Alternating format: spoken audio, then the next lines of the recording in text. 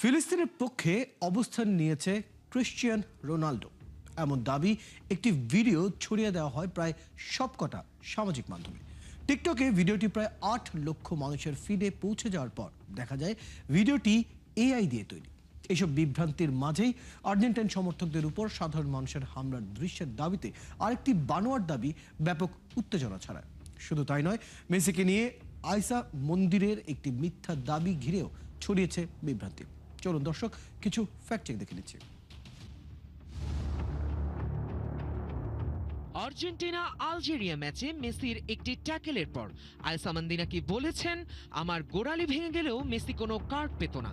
এমন দাবিতে বিভিন্ন গণমাধ্যম ও সামাজিক মাধ্যমে ছড়িয়ে পড়ে একাধিক পোস্ট।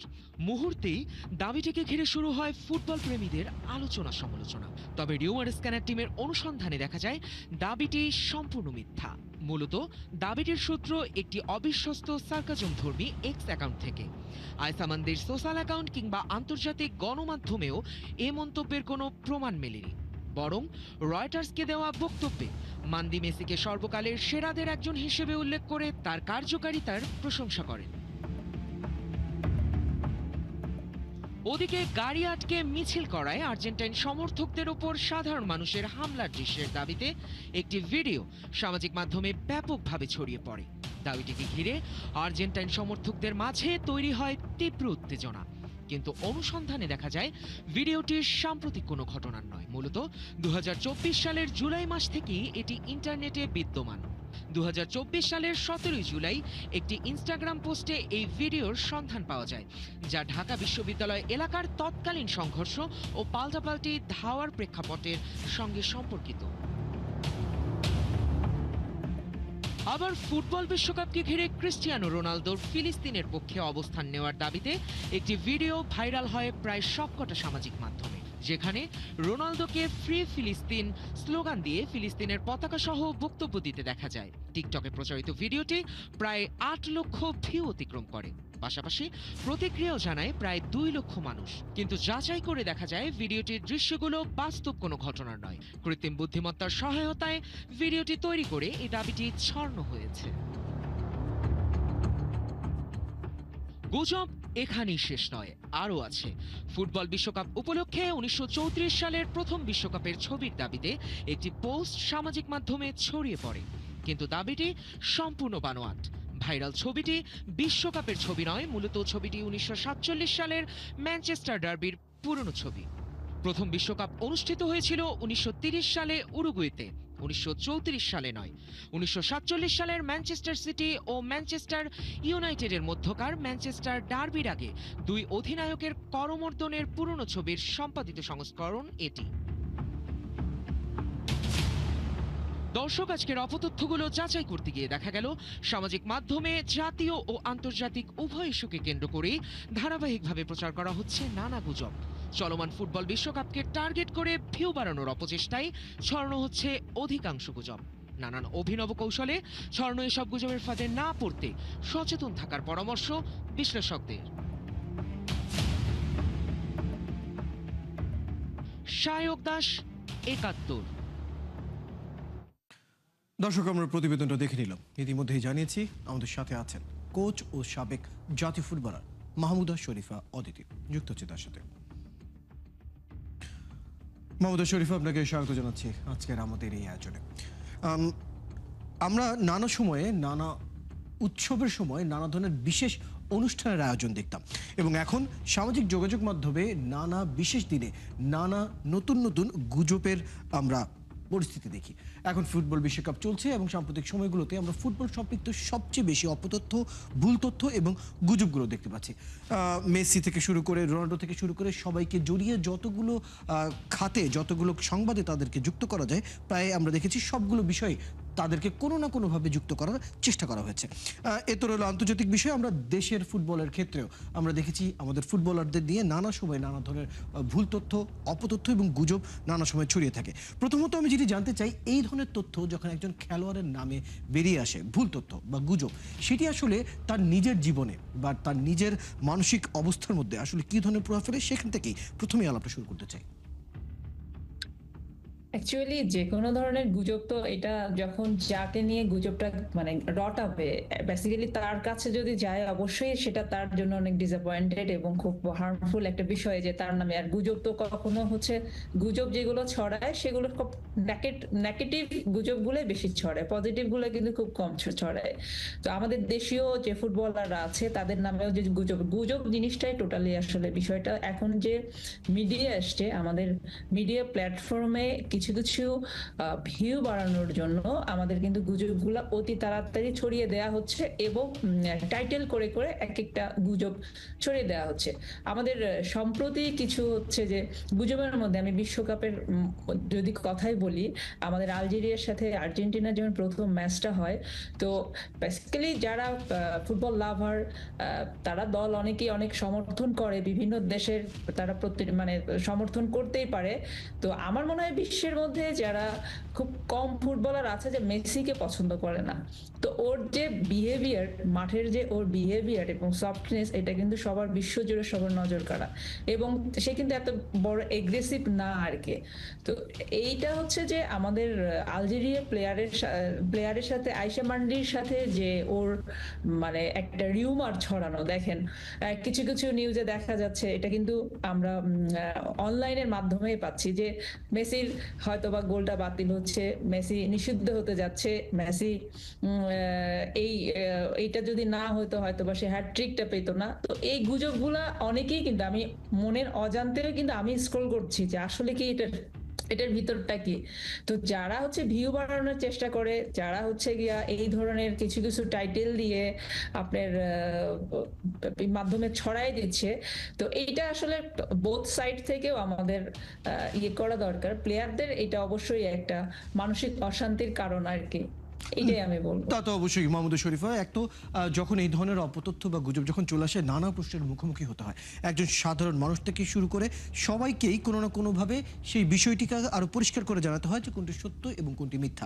আপনি কি মনে করেন আমাদের দেশের যারা খেলোয়াড় যারা রয়েছেন তারা কি তাদের নামে যখন কোনো গুজব বা অপতথ্য ছড়ানো হয় তারা কি জানেন আসলে কোন প্রক্রিয়া দিয়ে গেলে বা কিভাবে সাধারণ মানুষকে আসলে আসল তথ্যটা তাদের কাছে পৌঁছে দিতে হয়, এই প্রক্রিয়াটার ব্যাপারে আমাদের সাধারণ খেলোয়াড়রা বা ফুটবলাররা আসলে কতটুকু জানেন বা সচেতন জানতে চাই। আসলে সচেতনের দিক থেকে একটা কথা আমি একরকম করে বলবো, কিন্তু এটা গুজবের মাধ্যমেই কিন্তু এমন বাজে পরিস্থিতিতে যায় সেটা আসলে প্লেয়ারদের জন্য অনেক একটা মানসিক অশান্তির কারণ হয়ে দাঁড়ায়। একটা একটা সবারই তো একটা পার্সোনাল লাইফ আছে, সেই পার্সোনাল সেখান থেকে যে ট্রলের শিকারটা হয়। আমরা সম্প্রতি কিছু কিছু জায়গায় দেখছি কিছু কিছু বেশিরভাগ প্লেয়াররা অনেক ট্রলের শিকার হচ্ছে। ভালো করলেও একটা ট্রল করতেছে, খারাপ করলেও একটা ট্রল করতেছে, এইটা ঠিক না। তো এটা আসলে একটা চক্র আছে, আমি যেটা বলবো এটা একটা চক্র আছে, যে চক্রটা আমি এর আগেও বলেছি যে তাদের ভিউ বিজনেসের জন্য এই ধরনের রিউমার গুলো ছড়িয়ে তারা তাদের একটা বিজনেস পলিসি ক্রিয়েট করার জন্য এটা চক্রটা কাজ করে। তো এটা আসলে সবার জন্যই খারাপ, আমি প্লেয়ারদের জন্য এটা আসলে খুব মানসিক অশান্তির কারণ আমি আরেকটা বিষয় আমি ছোট্ট করে যুক্ত করতে চাই, যখন আমরা দেখি কোনো ধরনের অপতথ্য বা গুজব ছড়ানোর যে বিষয়টি, সেখানে আমরা সবচেয়ে বেশি দেখি যে নারীদেরকে নিয়ে যুক্ত করা হয়। অর্থাৎ ধরুন ফুটবল নিয়েই যদি হয় তাহলে চেষ্টা করা হয় নারী ফুটবলার সম্পৃক্ত আমরা অপতথ্যগুলোকে সবচেয়ে বেশি ভাইরাল হতে দেখেছি। কারণ যেখানেই নারী সম্পৃক্ত কোনো একটি বিষয়ে যুক্ত হয়ে যায় সেখানে আসলে রিচটা বেড়ে যাচ্ছে, ক্লিক বেইটটা বেড়ে যাচ্ছে। যখন নারী ফুটবলার বা নারী খেলোয়াড়দের নিয়েও এই ধরনের গুজব বা অপতথ্য থাকে তখন আপনি কি মনে করেন আপনার যারা অর্গানাইজেশন যারা রয়েছেন তারা কতটুকু সাপোর্টিভ থাকেন বিষয়গুলো নিয়ে? আসলে অনলাইনে বলেন মিডিয়াতে বলেন নারীর একটা আলাদা কিন্তু একটা জায়গা আছে, যে জায়গাটা হচ্ছে যে আপনি যে কোনো অ্যাড বলেন বা কোনো কিছু বলেন আপনার সেখানে কিন্তু নারীরাই কাজ করে।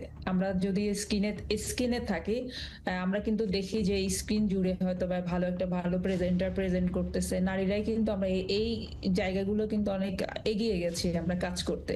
সেক্ষেত্রে ফুটবলারদের ক্ষেত্রেও আমাদের যে কোনো একটা কথা আবার ওই রিউমার ছড়ানোর জন্য দেখা যাচ্ছে একটা ফুটবলের ছবি অ্যাড করে একটা কথা ওখানে লিখে দিচ্ছে। তো এটা আসলে আমি যখন দেখবো যে আমাদের কিছু কিছু যারা ন্যাশনাল প্লেয়ার বলেন, যাদেরকে বাংলাদেশ কেন বিশ্ব অনেকে চিনতেছে, তার একটা ছবি আর অজানা মানুষের একটা ছবি, অজানা কোনো প্লেয়ারের একটা ছবি দিয়ে যদি আমি পোস্ট করি, অবশ্যই যাকে চেনে, আমি যদি বলি যে আমাদের বাংলাদেশের বর্তমান পোস্টার গার্ল, আমাদের সবার প্রিয়, যেমন ঋতুর একটা ছবি আর একটা আননোন প্লেয়ারের ছবি দিবে, আমি যদি একটা ক্যাপশন দিয়ে দেই, হয়তো বা সেখানে যে চক্রটা আছে ওই চক্রটা ওই জায়গায় সাকসেস হবে। তো এটা আসলে বন্ধ করার কোনো উপায় আছে কিনা আমার জানা নাই, তবে এই মিডিয়ার সেক্টরের যে ক্রাইম গুলো হচ্ছে, এই ক্রাইম গুলো আসলে আমাদের দমানো প্রয়োজন আসলে। এই পর্যায়ে একটু সমাধান নিয়ে বা সচেতনতা নিয়ে কথা বলতে চাই। প্রথমত যে বিষয়গুলো জানতে চাই, এই ধরনের যখন গুজব বা অপতথ্য ছড়ায়, আমরা নানা সময়ে নানা বিশেষজ্ঞ, নানা বিশ্লেষকরা বলেছেন, প্রথমত একটি সরকারি ওয়েবসাইট বা এমন একটি জায়গা থাকা দরকার যেখানে এই ধরনের গুরুত্বপূর্ণ তথ্যগুলোকে ফ্যাক্ট চেকের মাধ্যমে সঠিক তথ্যটা তুলে ধরা হবে। এছাড়াও প্রতিটা মিডিয়া সেন্টার থেকে শুরু করে প্রতিটা বড় বড় অর্গানাইজেশন যাদের এই ধরনের ব্যক্তিত্ব বা রাজনৈতিক ব্যক্তিত্ব বা কোনো ধরনের বিশেষ ব্যক্তিত্ব যাদের কাছে রয়েছেন, তাদের নিজস্ব একটা উইং থাকা দরকার যারা তাদের মানুষের যে গুজব বা অপতথ্যগুলো রয়েছে সেগুলোকে নিয়ে কাজ করবে। আপনার কাছে কি মনে হয় আপনাদের যে বাফুফে তাদের এই ধরনের কোনো পদক্ষেপ বা কোনো সিদ্ধান্ত কখনো শুনেছেন বা জেনেছেন কিনা? না, আপনারা তো জানবেন যে বাফুফের নির্দিষ্ট কিন্তু একটা পেজ আছে, হ্যাঁ, ফেসবুক একটা আইডি আছে, তো এখান থেকে যে কোনো তথ্য কিন্তু সবার মাঝে ছড়িয়ে যাচ্ছে, এটা একটা মানে বিশ্বাসযোগ্য জানা, ঠিক আছে। এখন বিষয়টা হচ্ছে যে একই ব্যক্তি সেম ভাবে যদি কারোর নামে কোনো আইডি খোলে, এই জায়গাটা রিস্কি জায়গাটা সমাধানের ইয়ে কিন্তু আমাদের হাতে নেই আর কি। তো এটা একটা ম্যাসিভ বিষয় যে এই বিষয়টা, তবে আপনাদের যে অনুষ্ঠানের ধারাটা, এইটা একটা কিন্তু খুব ইম্পর্টেন্ট বিষয় যে এই জিনিসগুলা হচ্ছে যে এখন থেকে আমরা যদি কাজ করতে থাকি, আমরা স্টার্ট করলে হয়তো বা উইদিন 5 ইয়ার্স এর মধ্যে আমরা এটা অনেকটা কমিয়ে আনতে পারবো। এটা সরকারের পক্ষ থেকেও কাজ করা দরকার যে চাইলে সবাই সব একটা ফেক আইডি করা বা এটা ফান, মানে এটা একটা ফানের মতো করে না, বিভিন্ন আইডি থেকে বিভিন্ন রকম ট্রল করা, এটা জাস্ট একটা মানে মানসিক অসুস্থতার মধ্যে আমাদের প্রয়োজনীয় জিনিসগুলো অপ্রয়োজনীয় করে তুলেছে। তো এই জিনিসটা যদি ওভারসি করা যায়, এই জিনিসটার যদি একটা বাইন্ডিংস এর মধ্যে আনা যায় যে যে চাইলেই একটা আইডি খুলতে পারবে না, চাইলে একটা আইডি থেকে একটা যে কোনো একটা পোস্ট করতে পারবে না, তো এই বিষয়গুলো আসলে হয়তো বা অনেক সময়ের ব্যাপার। তবে এই জিনিস যেহেতু আপনারা স্টার্ট করেছেন, এটা খুব একটা ইম্পর্টেন্ট জিনিস, এটা সবার ক্ষেত্রে, শুধুমাত্র যে প্লেয়ারদের ক্ষেত্রে শুধু তা না, এটা সমাজের যে শ্রেণীর আমরা মানুষগুলো চলাফেরা করি, যাদের অন্তত একটু হলেও ব্যক্তিত্ব বোধ বা সমাজের সাথে তারা সম্পৃক্ত কাজ করতে চায়, এই মানুষগুলোর জন্য হলেও এই কাজগুলো আসলে অনেক মানে প্রয়োজন করা। গুরুত্বপূর্ণ এখন এই আর সময়কে অনুযায়ী। অদিতি, আপনার কথার সাথে আমি পুরোপুরি একমত এবং আরো একটি বিষয় আমি এখানে যুক্ত করতে চাই। যেখানেই খেলাধুলা সেখানেই আমরা প্রচুর দর্শক থাকে, দর্শক অনুপ্রেরণা দেওয়া লোক থাকে, অনেক সাপোর্টার থাকে, ব্যাপক ব্যবহারকারী যে কোনো ধরনের খেলাধুলা সম্পৃক্ত তথ্য নিয়ে তারা বেশি এটাকে জানতে চান, বেশি শেয়ার করতে চান। আপনি কি মনে করেন আমাদের এই সময় এসেছে যখন আসলে আমাদের সাধারণ মানুষ যারা রয়েছেন তাদেরকে আসলে সচেতনতা এবং যে কোনো খবরের ফ্যাক্ট চেক করার ব্যাপারে আসলে সচেতনতা বাড়ানো উচিত, যাতে করে তারা যে তথ্যগুলো বা ছবিগুলো শেয়ার করছে সেটা যাতে সঠিক হয়? এই জায়গা থেকে একটা দায়িত্বশীল জায়গা আনার ব্যাপারে আপনি কতটুকু আগ্রহী? এটা তো অবশ্যই একটা ভালো দিক, এই যে এটার আমি 100% আগ্রহী এটার বিষয়ে। কিন্তু আমরা হচ্ছে যারা ইউজার, আমরা যারা ফেসবুক বা যারা সোশ্যাল মিডিয়াতে ইনভলভ, আপনি হয়তো এর পার্সেন্টেজটা দেখবেন যে যারা হয়তো বা দিন মজুর, অনেক নিডি, তাদের হাতেও কিন্তু এই ধরনের ব্যবস্থাটা আছে যে তারা অতি সহজেই তারা এই ধরনের কানেক্ট হতে পারছে, যে মিডিয়ার সাথে অনেক কানেক্ট হতে পারছে। তো সোশ্যাল মিডিয়ার সাথে তারা এত বেশি কানেক্ট হচ্ছে, যেমন একটা কথা বলি যে মেসির সেই দিনের, তারপরে আমি এর আগে আলোচনা করেছি যে যে প্লেয়ার, ও যে মানের প্লেয়ার, তো অনেকেই বলেছে যে আমাদের যে সাইমন যে রেফারিটা ছিলেন নাকি, তো উনি হচ্ছে আমি নিজেও অনেক স্ক্রল করে দেখছি যে মেসির কাছে কত ঘুষ খেয়েছে, এমন ভাবে হয়তো বা হাইলাইটস করে লেখা হচ্ছে যে আমি হয়তো বুঝতেছি এটা একটা হাস্যকর ব্যাপার, যে না এটা কখনো সম্ভব না, কিন্তু কিছু কিছু পোর পিপল আছে যারা হয়তো বা এইগুলো হচ্ছে অনেক সময় ট্রাই করে যে না এটা সত্য না মিথ্যা নিজেদের মধ্যে নিজেদের। তো এই ধরনের ক্রাইসিস মোমেন্ট থেকে আমরা যারা অ্যাওয়ারনেস যাচ্ছি, যারা হয়তো মিডিয়াতে বুঝতেছে, সোশ্যাল মিডিয়া তাহলে মূলত সাধারণ মানুষকে সচেতন করার ব্যাপারে তো জানতেই হবে, এবং একই সাথে দায়িত্বশীল সামাজিক যোগাযোগ মাধ্যম যে ব্যবহার সেটির ব্যাপারে আরও আমাদের আগ্রাসী হতে হবে। ধন্যবাদ মাহমুদা শরীফা দিদি, বেশ কিছু তথ্য এবং পরামর্শ আপনার কাছে পেলাম। আরেকটু আলোচনা করতে পারলে হয়তো ভালো হতো, কিন্তু সময় স্বল্পতার কারণে আজ এখানে শেষ করতে হচ্ছে। ধন্যবাদ সময়টুকু দেওয়ার জন্য।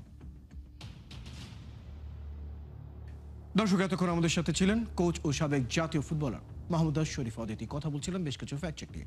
দর্শক, আপনারা আছেন ফ্যাক্ট চেক নিয়ে ক্ষেত্রে নিয়মিত আয়োজন ফেক নিউজ স্ক্যানারে। প্রতিদিন আমরা রিউমার দূর করতে হাজির হব ঠিক একই সময়ে একইভাবে। আপনারাও আমাদের সাথে যুক্ত হতে পারেন। কোনো খবর যদি আপনাকে সংশয়ে ফেলে সেটার একটি স্ক্রিনশট আমাদেরকে মেইল করতে পারেন fns.71tv@gmail.com অথবা ফেসবুকে যোগাযোগ করুন www.facebook.com/fake-news-scanner। আমরা সেই তথ্যের ফ্যাক্ট চেক করে আপনাদের জানাবো।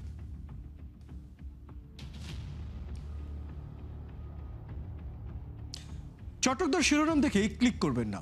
বিশ্বাস আর প্রতিক্রিয়া জানানোর আগে ফ্যাক্ট চেক করুন, আর থাকুন ৭১ সাথে।